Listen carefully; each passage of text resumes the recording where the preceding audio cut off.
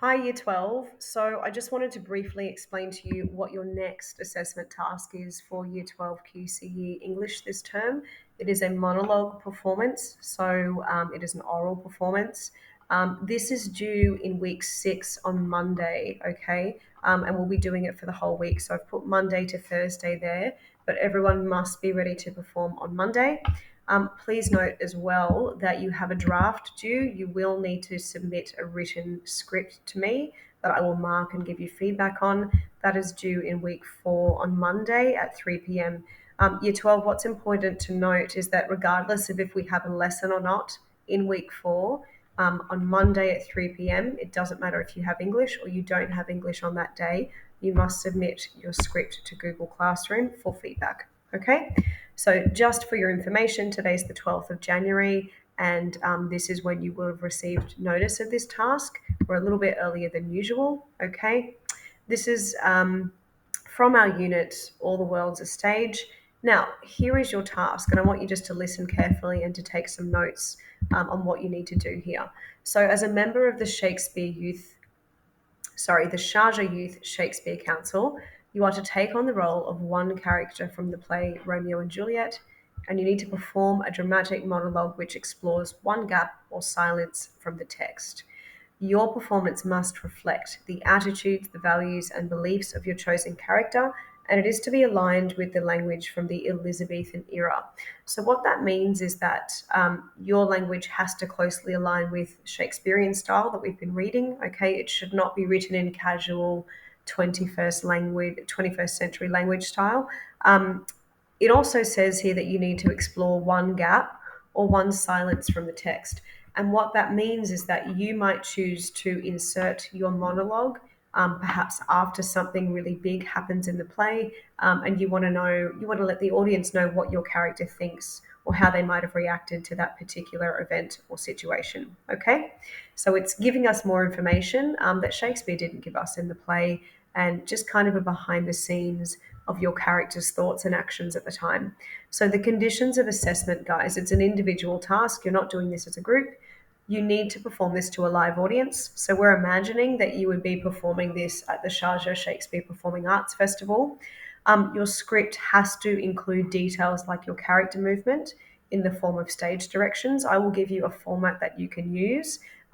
Please note that things like spelling and grammar and punctuation, they're all part of your script. Okay, these are things that you can't just ignore because it's a performance. You still need to make sure that your script reads well and that it makes sense and that it's clear. You have open access to resources because it's an assignment. You will receive teacher feedback. So, my feedback on one written draft only. So, I can only mark your draft once, but we're going to have a lot of rehearsal time where I will give you feedback on your rehearsal progress. Okay. This task, it's tricky. It's only 4 to 5 minutes. If you happen to go over time, please do not stress.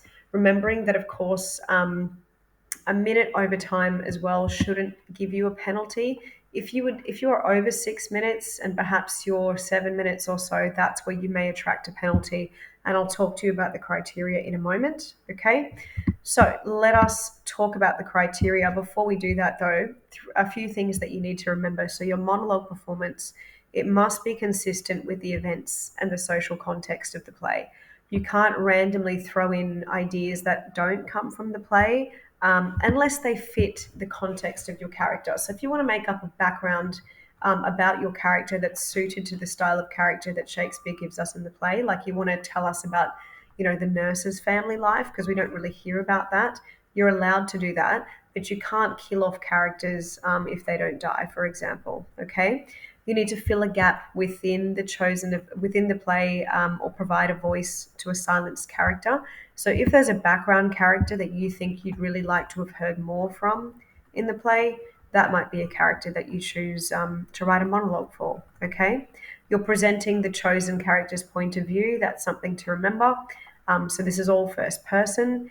You need to use the conventions of the dramatic monologue genre. So that means that you must include props, a costume, and other visual or media aids. If you want to have music, if you want to have a backdrop and things like that, we ordinarily, Year 12, will be performing this in the theatre room. Okay. The other thing that I would like to say to you is there are no palm cards for this task. It is supposed to be memorized because if you were standing up at the Sharjah Shakespeare Youth Festival, you would not be standing there with palm cards. You would be performing it. Okay.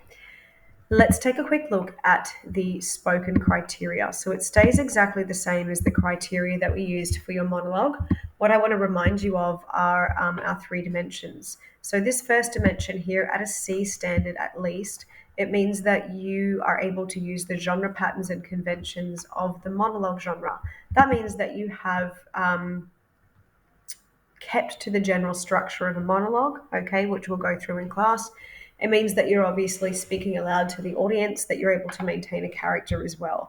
So, establishment and maintenance of roles of the speaker just means that you can generally keep up your maintaining of the role. Maybe there's a few lapses there as well. The selection, sequencing, and organization of relevant subject matter. That means that what you've chosen to put in your monologue makes sense.